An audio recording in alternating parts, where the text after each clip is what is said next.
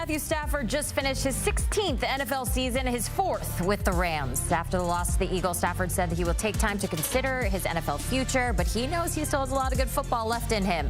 Stafford's head coach, Sean McVay, said the coolest thing about Matthew is that he shines the brightest on the biggest stages. When you look at that 7 playoff games that he's played in since he's been a Ram, he certainly gives you a chance every time he steps out onto the field, and for that, I'm sure appreciative. We have Super Bowl champ Matthew Stafford joining us now on HQ. And you've played in the NFL for well over a decade, not dating you whatsoever. But what has been the key to your longevity and all the success that you've had at the quarterback position? I've been able to be a part of great teams. I've got great teammates, played with some great coaches as well. Obviously, rest and recovery is a huge part of what I do, especially as an older guy with a little bit more gray in my beard these days than I used to have. I'm partnered with Sleep Number, actually, and 95% of the guys on our team sleep on these beds. They're unbelievable for rest and recovery. The Sleep Number smart beds do a hell of a job for us. So I'm happy to be partnered with them and understand how important that is in my longevity in my career and the success that I've had. Also, a good key about the Sleep Number, you could have the different numbers for you and your wife, right? That's a positive? Oh, that's a must. That's a must in our household. I'm like 100% firm mattress. She's, somewhere in the 70s with a nice, soft mattress. I like mine cold. She likes it warm. We're all different people. We got to sleep on different sides. So it's a huge plus for us. You mentioned the different coaching, the different coaches that you've really had over the years that have really helped you throughout your career. And working with Sean McVay, how has he influenced your game? What makes him so unique as a head coach?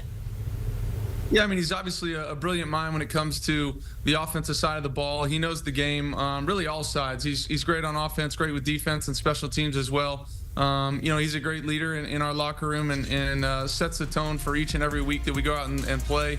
I'm closer in age with him than I've been with any other coach. So it is, a cool experience to go into his office and sit there and talk football with him and also talk things that are outside of football and be on the same page. So it's been a heck of an experience. I've loved, getting the opportunity to work with him. Always nice when you can talk life with someone that you respect, that's for sure. Now, you said in the past that winning Super Bowl 56 was a career-defining moment. How has that experience kind of shaped your perspective on the game?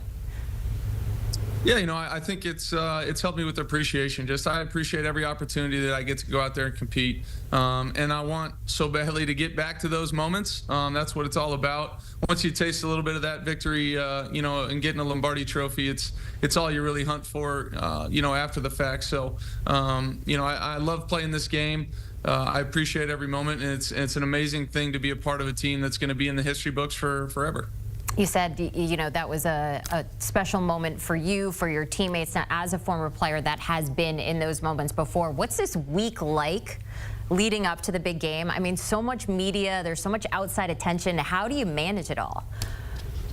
Yeah, I mean, it is, it's a lot. It's definitely different than a normal week of football. But I think the more that you can try to treat it like a normal week, the better. The game's it's going to be played. They're going to kick it off. They're going to snap the first snap, and you have to go out there and execute. So the more simple you can keep it in your mind, the better it's going to be. And that's what I tried to do at least.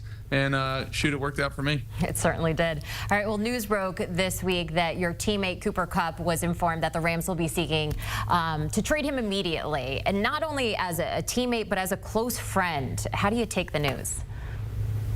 Yeah, I mean, it's tough. I've been around long enough to know that anything is possible. But Cooper's, he's been a pillar of this organization and this community for a long time, since he got drafted here. And his ability to, impact the guys in our locker room, obviously his play on the football field and the people in the community that he's been able to impact it's incredible. Super Bowl MVP, the guy's as good as it gets when it comes to making plays on the grass, but he's probably even better in our locker room, in the meeting rooms, and obviously as a family man. So just lucky to get to spend the time that I got to spend with him.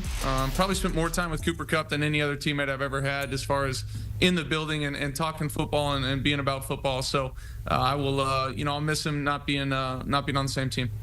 Absolutely. Now, at this stage in your career, what goals do you still have, both on and off the field? Before we were talking about our family and our kids.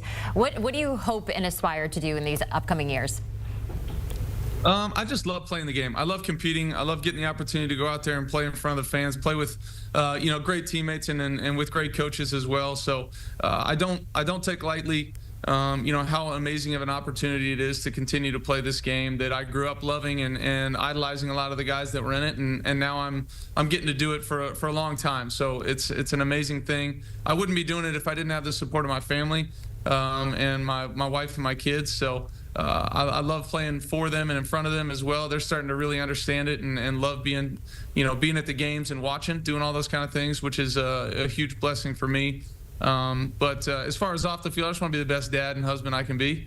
That's what it's all about, and I love love getting to spend the time in the off season, taking the kids to school, picking them up, doing all that kind of stuff is really important for me. Just the everyday dad stuff. We're going to go back real quick to where this kind of all began. So you, Clayton Kershaw, Scotty Scheffler, all went to Highland Park High School in Dallas. What is in the water down there? Like, how are you all so successful?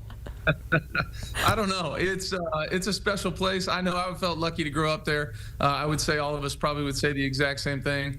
I don't know. I think Scotty and Clayton might still, have homes there, live there. It's an amazing place.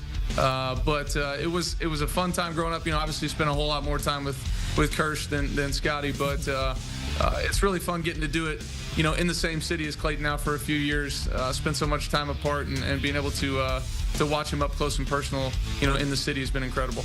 A few years ago, I was covering one of your games, and I actually called Clayton Kershaw and asked him about you, and he said, that he was your center in football in high school. You both played baseball together, but the day that he met you, he knew that you were going to be successful, and he just said you were just incredible and so athletically talented.